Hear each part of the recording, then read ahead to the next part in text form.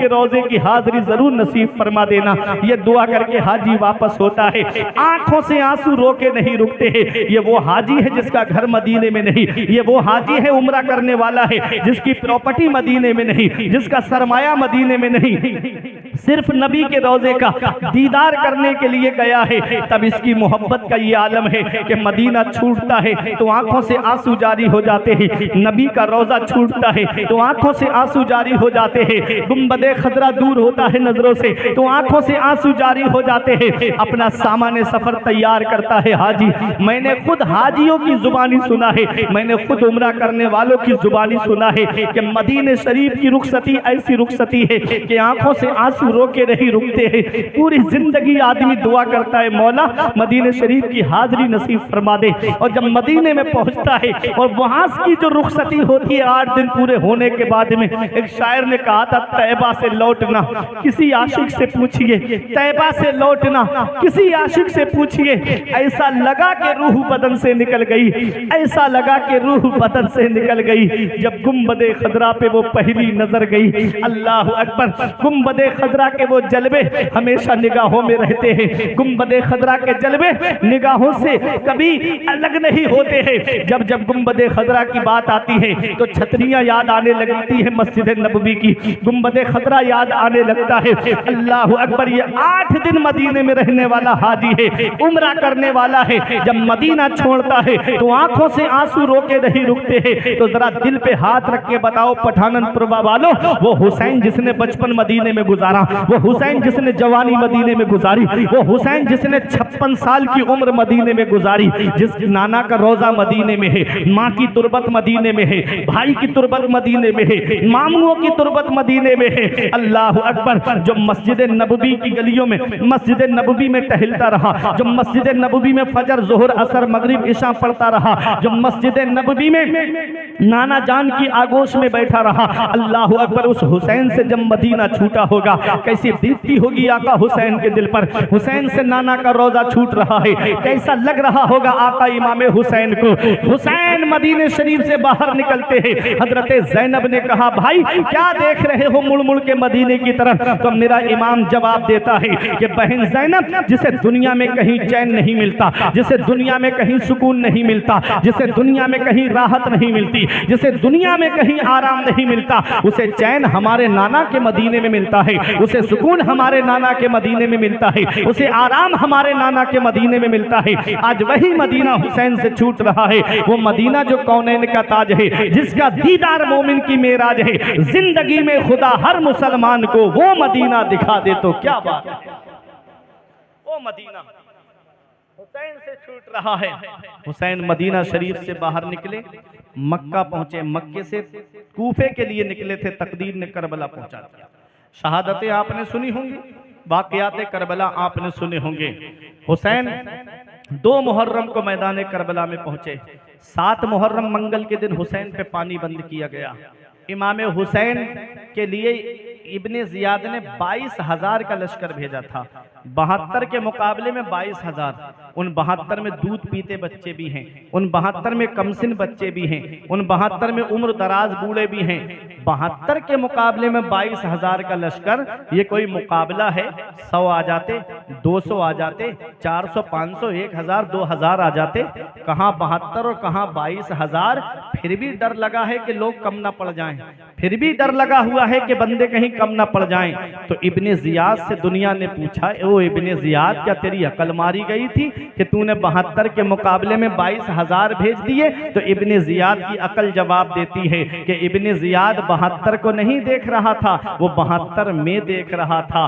को देखना और है, में देखना और है, घर को देखना और है, घर में देखना और है। वहाबियों ने नबी के हाथों को देखा, खाली नजर आए, किताबों में लिख दिया जिनका नाम मोहम्मद या अली है वो किसी चीज के मालिक व मुख्तार नहीं। आला हजरत ने हाथों में देखा, दोनों जहान के खजाने नजर आए, तो लिखते हैं मालिक कौनैन हैं, वो पास कुछ रखते नहीं, 2 जहां की नेमतें हैं उनके खाली हाथ में। वो देखना और है, मैं देखना और है। इब्ने जियाद 72 को नहीं देख रहा था, वो 72 में देख रहा था। उन्हीं 72 में शेरे खुदा के ऐसे शेर आए हुए हैं कि तन्हा एक शेर हजारों बकरियों के लिए काफी है। और कैसे शेर? इमाम हुसैन के 4 भाई तो हजरत अब्बास थे, फिर हजरत मुस्लिम बिन अकील के भाई, वो भी इमाम हुसैन के भाई, फिर इमाम हुसैन के 3 बेटे मैदान करबला में, फिर इमाम हुसैन के 2 भतीजे मैदान करबला में, एक हजरत हसन मुसन्ना और एक हजरत कासिम, और एक और थे जिनका नाम अब्दुल्ला था। ए लोगों, ये इमाम हुसैन के परिवार के तकरीबन 18 या 19 लोग थे जिन्होंने जामे शहादत मैदान करबला में नोश किया है। घर के 2 बेटे बाकी रहे, इमाम हसन के बेटे हजरत हसन मुसन्ना जो करबला के मैदान में थे, जिनको कैदी बनाया गया था। ये बात आपने नहीं सुनी होगी, इमाम हसन के बेटे को भी कैदी बनाया गया था, हसन मुसन्ना को, और इमाम हुसैन के बेटे हजरत जैनुल आबिदीन को भी कैदी बनाया गया था। हसन मुसन्ना के जो बेटे थे उनको अस्मा बिन खारजा ने कुछ यजीदियों को पैसे देकर के उनको आज़ाद करा लिया था, उनको छुड़ा लिया था, कहा था कि इनको इब्न जियाद के दरबार तक पहुंचने नहीं दूंगा। अब तवज्जो दीजिएगा, इमाम हुसैन मैदान करबला में है, सुबह से लाशें उठा उठा के थक गए। यजीदियों ने सोचा अब हुसैन में इतनी सकत कहाँ कि हुसैन हमसे मुकाबला कर सके। मेरा इमाम अपने खेमे में तशरीफ लाता है। क्या देखा, हजरत ज़ैनब कुरान पढ़ रही है, हजरत ज़ैनब कुरान की तिलावत कर रही है। ऐसे आलम में कुरान पढ़ा जा रहा है करबला के मैदान में, जहाँ बेटों के जिस्म निगाहों के सामने, भतीजों के जिस्म निगाहों के सामने, भाइयों के कटे हुए बाजू निगाहों के सामने, ऐसे आलम ने हजरत ज़ैनब कुरान पढ़ रही है। वो मेरी माँ और बहनें जरा सोचे, जो आशूरा के दिन 10 मुहर्रम को मेलों में गलियों में बेपर्दा घूमती नजर आती हैं, लेकिन कुरान की तिलावत नहीं करती, नमाज की पाबंदी नहीं करती, जो कुरान की तिलावत छोड़ देती हैं लेकिन टीवी पर सीरियल देखना नहीं छोड़ती, टीवी पर नाटक देखना नहीं छोड़ती, फिल्में देखना नहीं छोड़ती, वो क्या जवाब देंगी हजरत ज़ैनब को, क्या जवाब देंगी हजरत फातिमा को, क्या जवाब देंगी हजरत सकीना को? अल्लाह अकबर। मेरे इमाम ने कहा, बहन ज़ैनब, मैं मैदान करबला जा रहा हूं। बहनों को भाई से एक अलग मोहब्बत होती है, बहनों को भाइयों से एक अलग प्यार होता है। इतना वो बहन, और वो भी ऐसी बहन कि जिसने मदीने से लेके मक्के तक, मक्के से लेके करबला तक अपने भाई हुसैन का साथ नहीं छोड़ा, अपने बच्चों को भी लेकर के आई और मैदान करबला में अपने भाई के साथ में रही। हुसैन फरमाते, बहन ज़ैनब, तूने मदीने से लेके मक्के तक, मक्के से लेके करबला तक अपने भाई हुसैन का साथ दिया है, हर मकाम पे साबिरा और शाकिरा रही है। आज तेरा भाई तुझे एक वसीयत करके जा रहा है, जब हुसैन के जिस्म पे तलवारें लगते देखे तो सब्र करना, जब हुसैन के जिस्म पे नेज़े लगते देखे तो सब्र करना।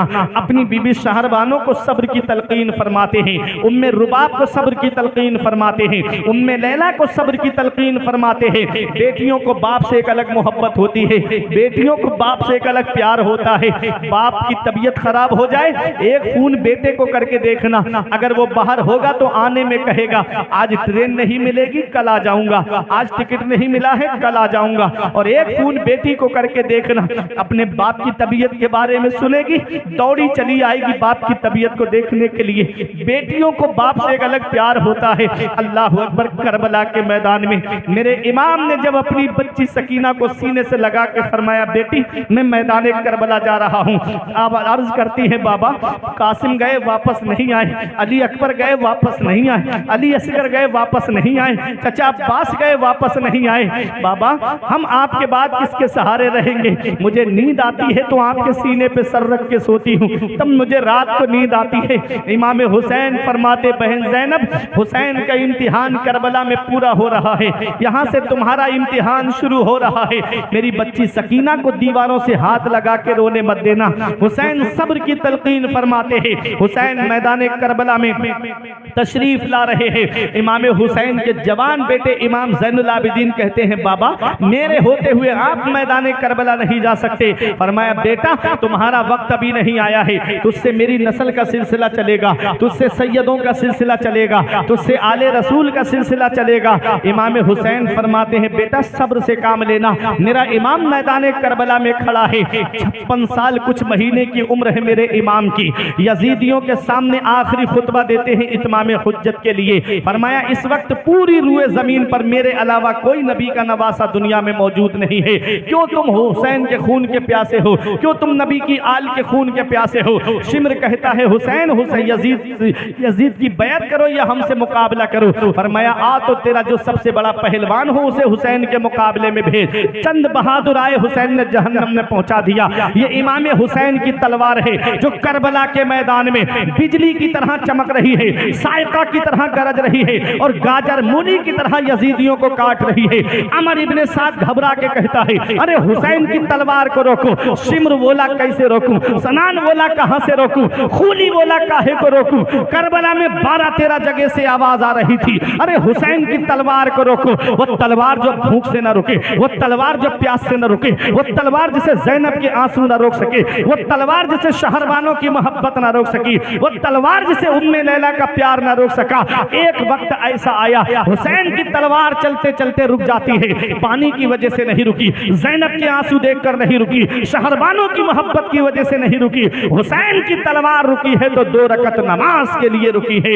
हुसैन जाते जाते हमको एक सबक दे रहे हैं, हुसैन जाते जाते हमको एक दर्स दे रहे हैं, हुसैन जाते जाते हमको एक पैगाम दे रहे हैं। तुम खाना खा के नमाज नहीं पढ़ते, तुम पानी पी के नमाज नहीं पढ़ते, तुम शिकम सैर होके नमाज नहीं पढ़ते, तुम ऐशो आराम में रह के नमाज नहीं पढ़ते, तुम एसियों की हवाओं में नमाज नहीं पढ़ते, तुम पंखों और कूलरों की हवाओं में नमाज नहीं पढ़ते, तुम अपने घरों के अंदर सुकून में रह के नमाज नहीं पढ़ते। जिस हुसैन से मोहब्बत का दावा करता है, तलवारें चल रही हैं, हुसैन सजदा कर रहे हैं, तलवारें चल रही हैं, हुसैन सजदा कर रहे हैं, नेज़े चल रहे हैं, हुसैन सजदा कर रहे हैं। हुसैन का सर तन से जुदा होकर दिया जाता है। सजदे की हालत में हुसैन घोड़े पे थे, तब सर को तन से जुदा क्यों नहीं किया गया? घोड़े से आ रहे थे, तब सर को तन से जुदा क्यों नहीं किया गया?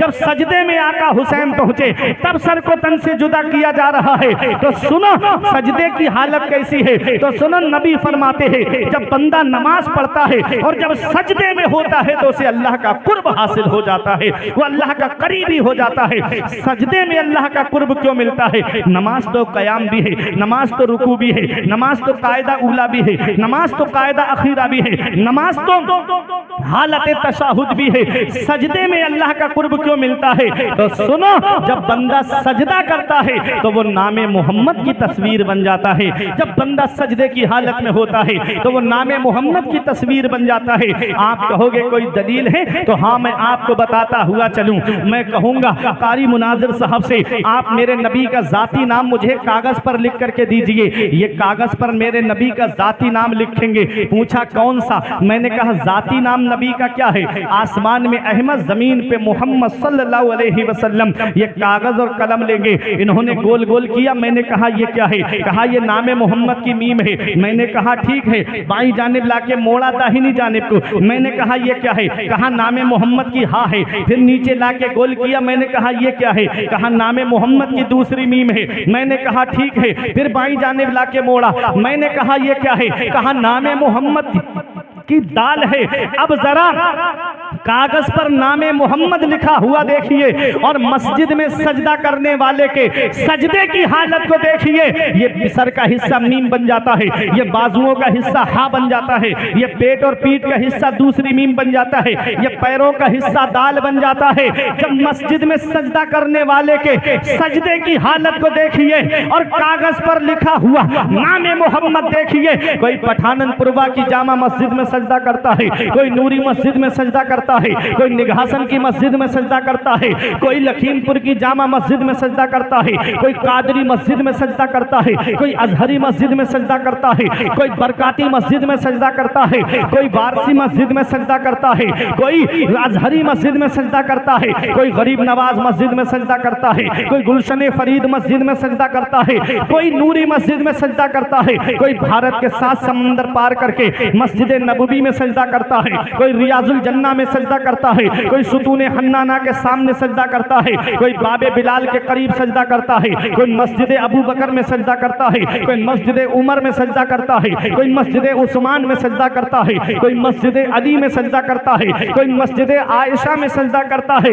कोई मस्जिद बिलाल में सजदा करता है, कोई खाना काबा के साए में जाकर के हजर अस्वद के सामने सजदा करता है, हजर अस्वद के साए में सजदा करता है, कोई रुकने यमनी के साए में सजदा करता है, कोई रुकने शामी के साए में सजदा करता है, कोई मकाम इब्राहिम के पास में सजदा करता है, कोई चाहे जमजम के करीब सजदा करता है, कोई सफा मरवा पे सजदा करता है, कोई मुजदलफा में सजदा करता है, कोई मिना में सजदा करता है। अब आपकी मोहब्बत का इम्तिहान है, कोई मिना में सजदा करता है, कोई मैदान अराफात में सजदा करता है। अरे फर्शी फर्श पे सजदा करते हैं और अर्शी अर्श पे सजदा करते हैं।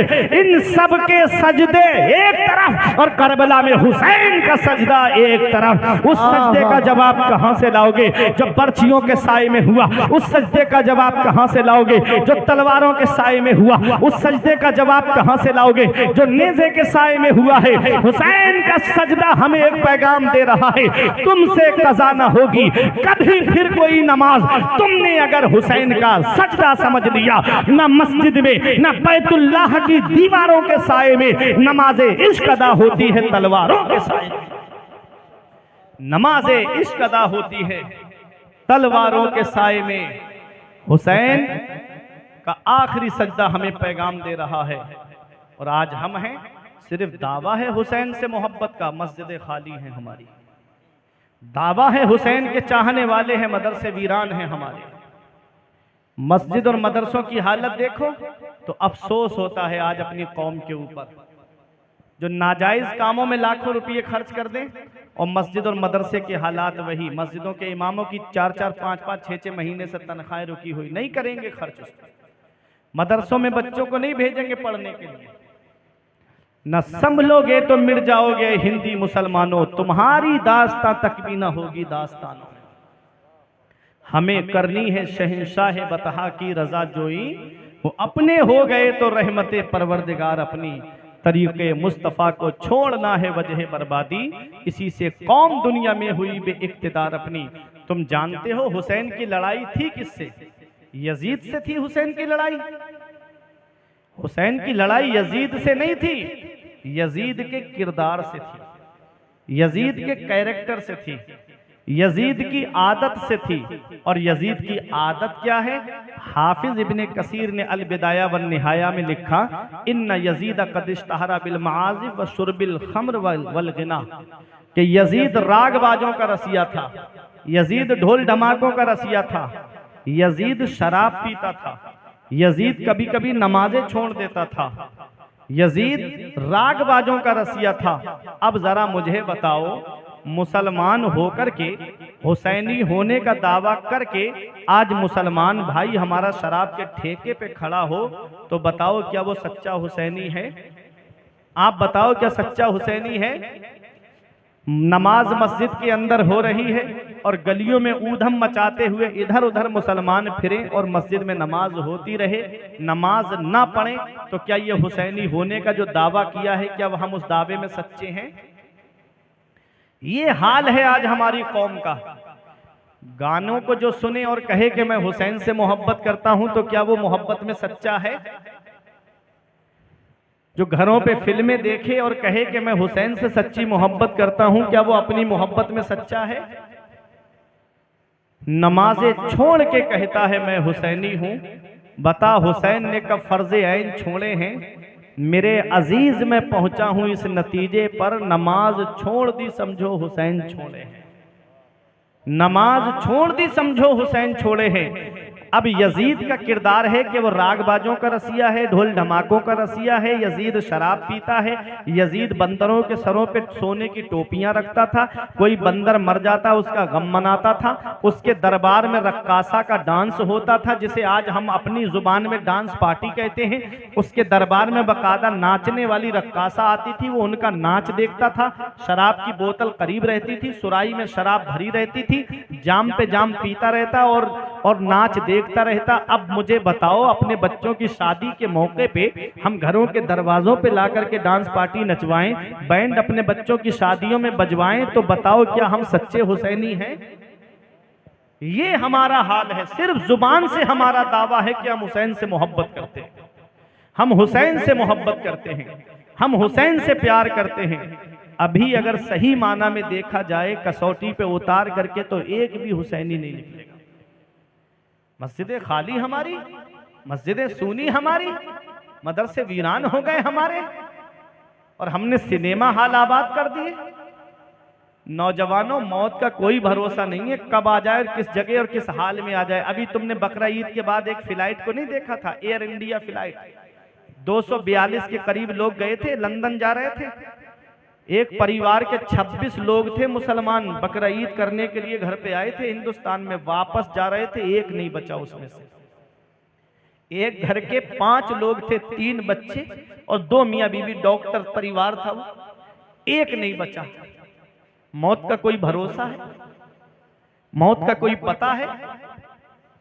कब आ जाए, किस जगह और किस हाल में आ जाए?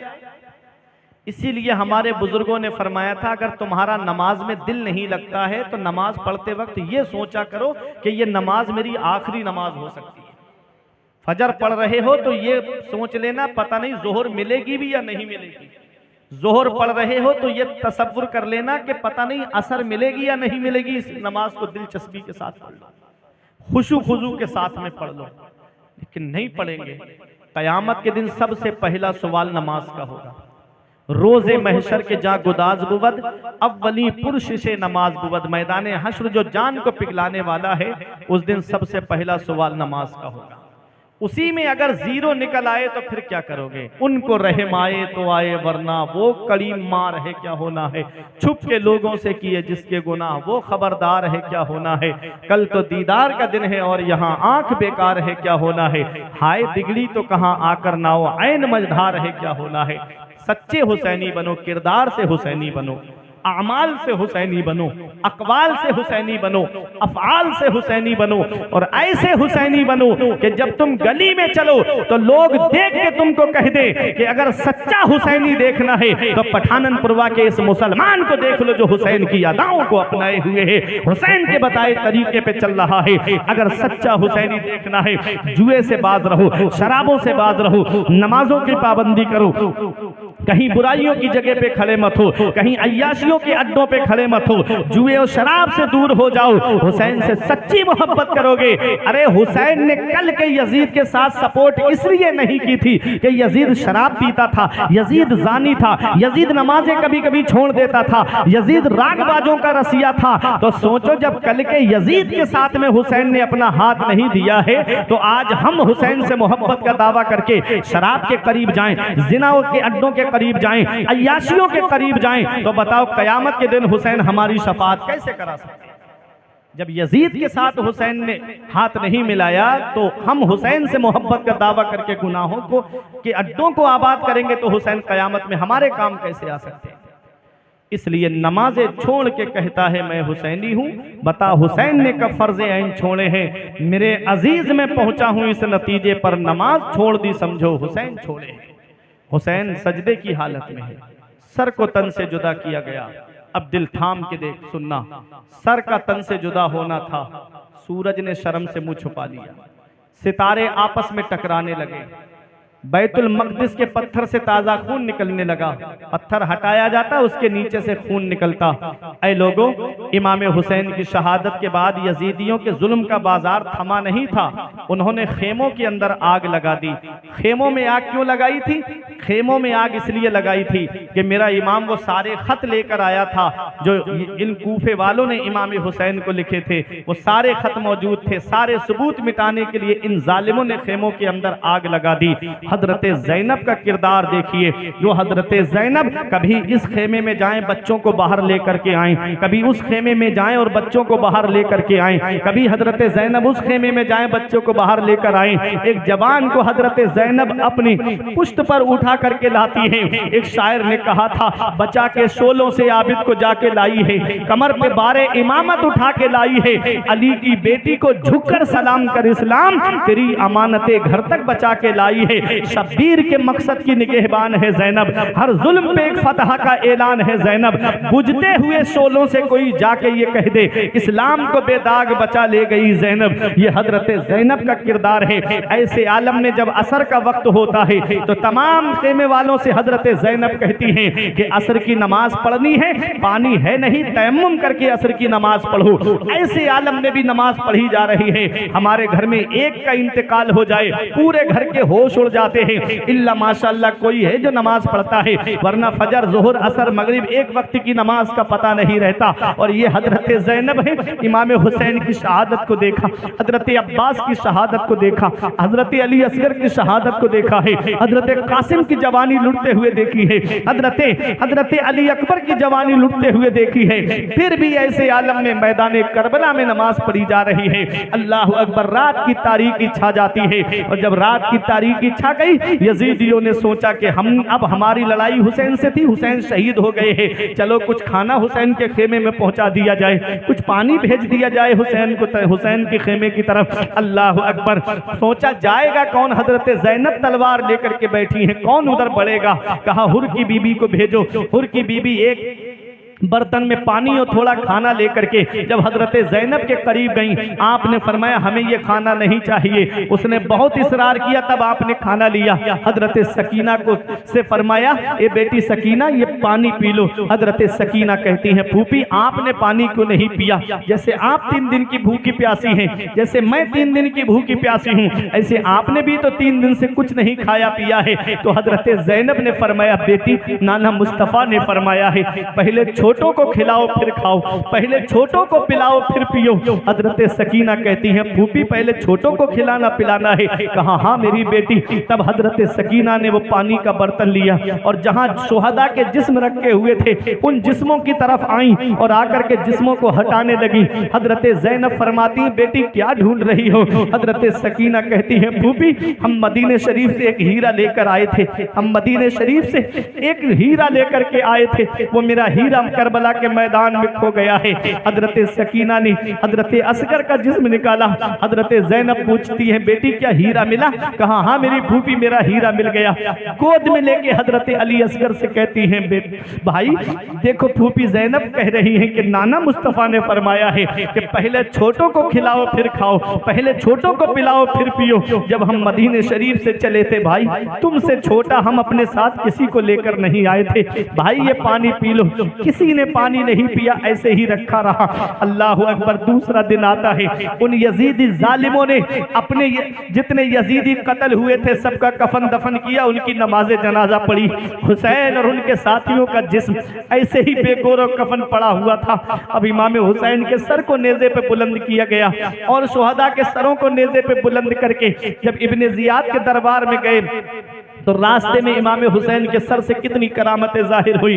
जब ये सर मुबारक कूफे में पहुंचने वाला था इब्ने ज़ियाद के दरबार में, उसने कहा काफिले को बाहर रोक दिया जाए। काफिला बाहर ठहरा दिया जाता है, पूरे कूफे को दुल्हन की तरह सजवाया, जैसे हम शादी के मौके पे गली को सजवाते हैं। उसने पूरा कूफा दुल्हन की तरह सजवाया और ढोल बजाने वालों को साइड से खड़ा करके कहा, अब काफिले का इस्तिकबाल करो और दिखाओ कि यजीद जीत गया है, हुसैन हार गए हैं माज़अल्लाह। जब हुसैन का सरे मुबारक इब्ने ज़ियाद के दरबार में जब पहुंचा तो हुसैन के सरे मुबारक को देख करके इब्ने ज़ियाद कहता है, हुसैन यजीद की बैत कर लेते तो ये हाल नहीं होता। अल्लाह अकबर। मैं आपको बताता हुआ चलूं, मेरे इमाम का सर कूफे से दमिश्क के लिए निकला और जब दमिश्क के लिए चला हुसैन का सर तो एक शहर पड़ता है जिसको हिरान कहते हैं। हिरान के करीब से हुसैन का सरे मुबारक गुजर रहा है, नेज़े पे सर बुलंद है। एक शख्स जिसका नाम यहया हिरानी था, यहूदी था, तौरात पढ़ रहा था मकान की छत पर। उसने हुसैन के सरे मुबारक को देखा तो मेरे हुसैन के लबहाए मुबारक हिल रहे थे, हुसैन के होठ मुबारक हिल रहे थे। करीब आकर के उसने सुना तो मेरा हुसैन का सर नेज़े पे चल के कुरान की तिलावत कर रहा था। हुसैन का सर नेज़े पे कुरान की तिलावत कर रहा है। नीचे उतर के आया यहया और कहता है कि ये सर किसका है? यजीदियों ने कहा ये हुसैन इब्ने अली का सर है। कहा कौन अली? कहा वो अली जो तुम्हारे नबी के चचाजाद भाई हैं, वो अली जो तुम्हारे नबी के दामाद हैं। कहा हाँ। कहा कि ये सर अली के बेटे का है। कहा हाँ। कहा तुम्हारे नबी के नवासे का। कहो जालिमो कुछ तो शर्म कर लेते, अपने ही नबी का जिसका कलमा पढ़ते हो उसी नबी के नवासे का सर काट करके ला रहे हो, नेज़े पे बुलंद करके ला रहे हो। इमाम ज़ैनुल आबिदीन के पास यहिया हिरानी आया, कुछ तोहफा ले नजराना लेकर के, कुछ दिरहमो दीनार लेकर के। कहा ये मुझसे कबूल कर लो। फरमाया हमको नहीं चाहिए। उसने कहा ऐ इमाम हुसैन के बेटे, तुम गवाह हो जाओ, मैंने तुम्हारे वालिद के सर की करामत को देख करके, नेज़े पे कुरान पढ़ना देख करके आज मैंने यहूदी मजहब छोड़ दिया है और आज मैं इस्लाम का कलमा पढ़ रहा हूँ। आज मैं तुम्हारे नाना का कलमा पढ़ रहा हूँ और मजहब इस्लाम में दाखिल हो रहा हूँ। ये हुसैन का सरे मुबारक है। यहिया हिरानी से वो नजराना इमाम ज़ैनुल आबिदीन ने लिया, उसने तलवार निकाली और यजीदियों की तरफ आगे बढ़ा और कई यजीदियों को मारने के बाद में यहिया हिरानी भी इमाम हुसैन की मोहब्बत में शहीद हो जाता है। ये मेरे इमाम का सर है। दमिश्क में यजीद के दरबार में पहुंचा और जब यजीद के दरबार में पहुंचा तो यजीद ने भी वही कहा कि हुसैन मेरी बैत कर लेते तो ये हाल नहीं होता। अल्लाह अकबर। वो इमाम ज़ैनुल आबिदीन, तवज्जो दीजिएगा, मेरी तकरीर खत्म होने जा रही है। वो इमाम ज़ैनुल आबिदीन जो सब्र और शुक्र का पैकर बने हुए थे, किसी से रास्ते में किसी मकाम पर नहीं बोले।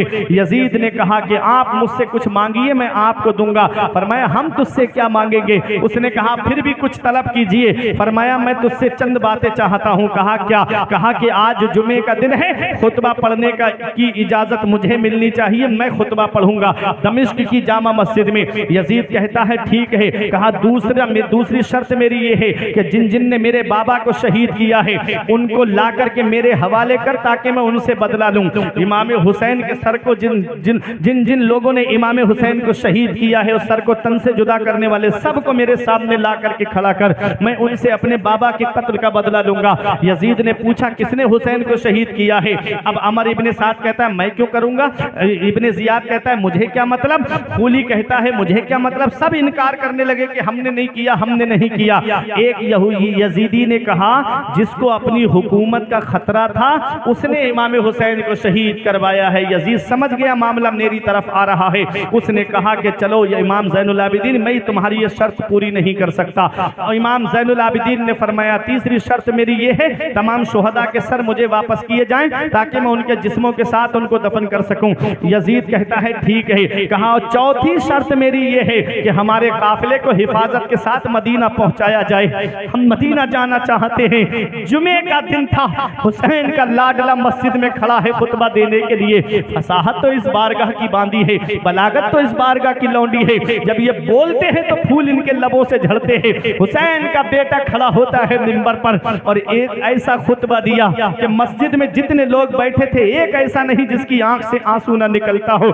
यजीद घबरा गया, सोचा सब मेरे खिलाफ होते जा रहे हैं। उसने मुअज्जिन को डांट के कहा कि तू अजान क्यों नहीं देता खुतबे की। मुअज्जिन खुतबे की अजान देने के लिए खड़ा हुआ और जैसे ही अशहदु अन्ना मुहम्मदर रसूलुल्लाह पे पहुंचा, इमाम ज़ैनुल आबिदीन फरमाते तुझे इसी नाम का वास्ता है, थोड़ी सी देर के लिए खामोश हो जा।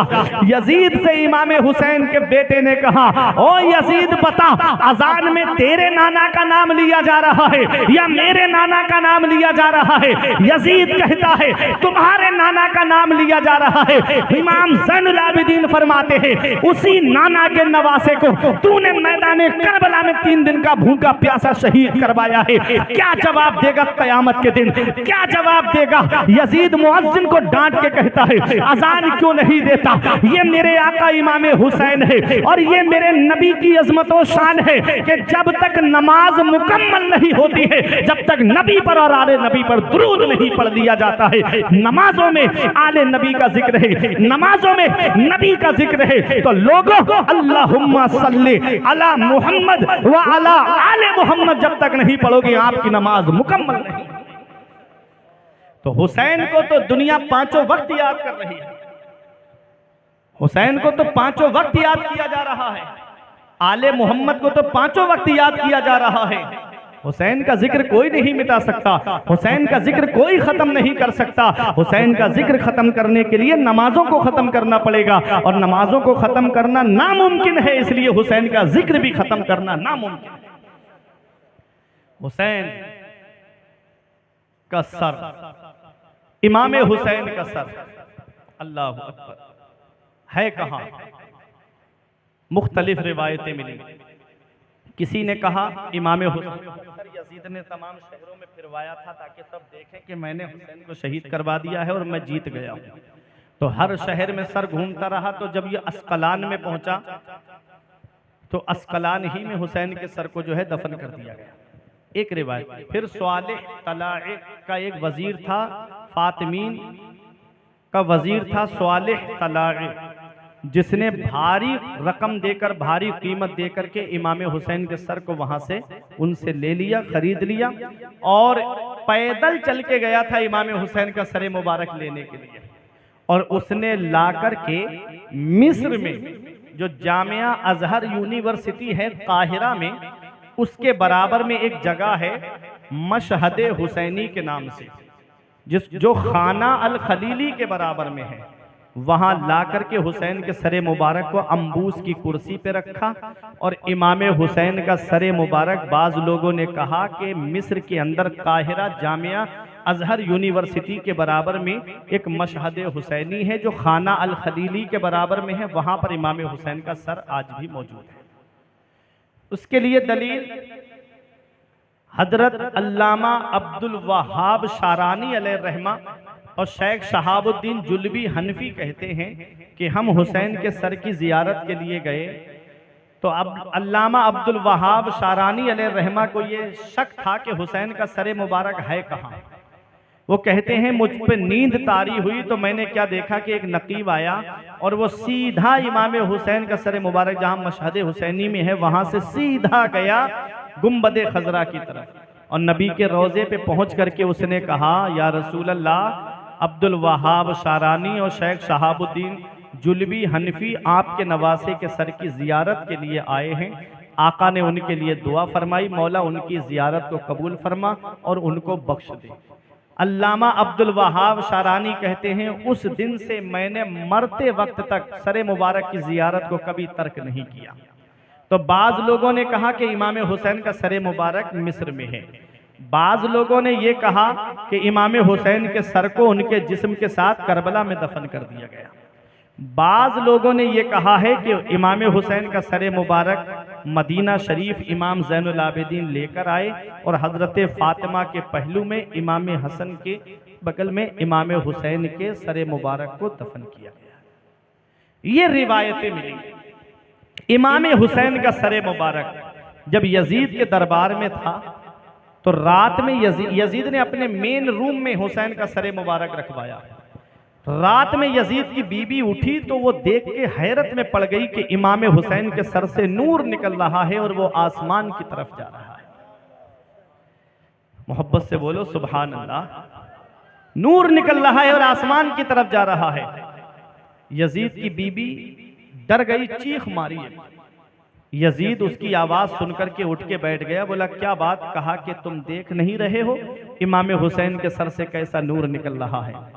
तो यजीद कहता है खामोश रहो, ये मैं भी देख रहा हूं। सुबह हुई, यजीद ने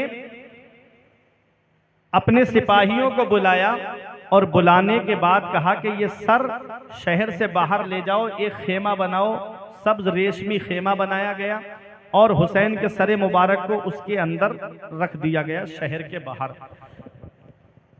एक अल्लाह के बहुत बड़े नेक बंदे गुजरे हैं जिनका नाम है हजरत सुलेमान आमश। वो कहते हैं कि मैं काबे का तवाफ कर रहा था तो मैंने एक आदमी को काबे का गिलाफ पकड़ के रोते हुए देखा। वो रो करके कह रहा था, ए अल्लाह तू मुझे बख्श दे, मैं जानता हूं तू मुझे बख्शेगा नहीं। ए अल्लाह तू मुझे माफ कर दे, मैं जानता हूं तू मुझे माफ नहीं करेगा। हजरत सुलेमान आमश कहते हैं मैं सोच में पड़ गया कि काबे पे जब पहली नजर पड़ती है तो अल्लाह ताला उसके गुनाहों को माफ कर देता है।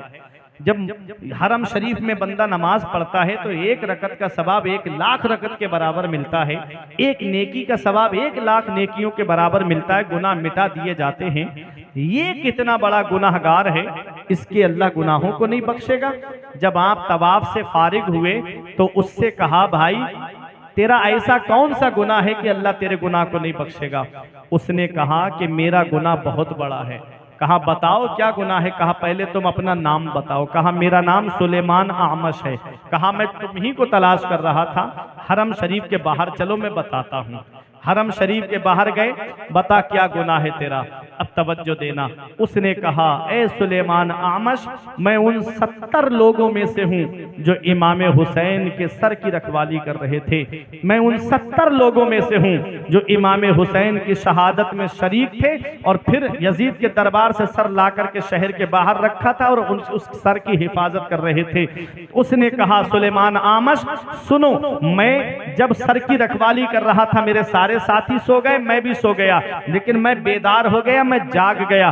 मैंने क्या देखा, आसमान से एक बादल का टुकड़ा आया, उसमें से परों जैसी आवाजें आ रही थी, जमीन से आकर के मिल गया। उसमें से एक नकीब निकला, उसने कालीनें बिछाई, उसने कुर्सियां लगाई और लगाने के बाद खड़ा हो गया, आवाज देता है इंजिल या हजरते आदम। बादल का टुकड़ा आता है, उसमें से एक बुलंद शख्सियत बाहर तशरीफ लाते हैं। आवाज देने वाले ने आवाज दी ए हजरते आदम तशरीफ लाइए। हजरते आदम आए, सर के करीब खड़े हुए और आपने कहा अस्सलामु अलैका या बकियत स्वालिहीन, ए स्वालिहीन में बाकी रहने वाले तुझे सलाम हो। इश्ता तरीदन व कतलता अतशा, और तुमको प्यासा शहीद किया गया है। अल्लाह ताला तुमको बख्शे, तुम्हारे कातिलों को ना बख्शे, तुम्हारे कातिलों के लिए जहन्नम में वैल हो। ये कहा और अपनी कुर्सी पे जाकर के बैठ गए। फिर आवाज देने वाला आवाज देता है इंजिल या हजरते इब्राहिम, ये हजरते इब्राहिम तशरीफ लाइए। बादल का टुकड़ा करीब हुआ,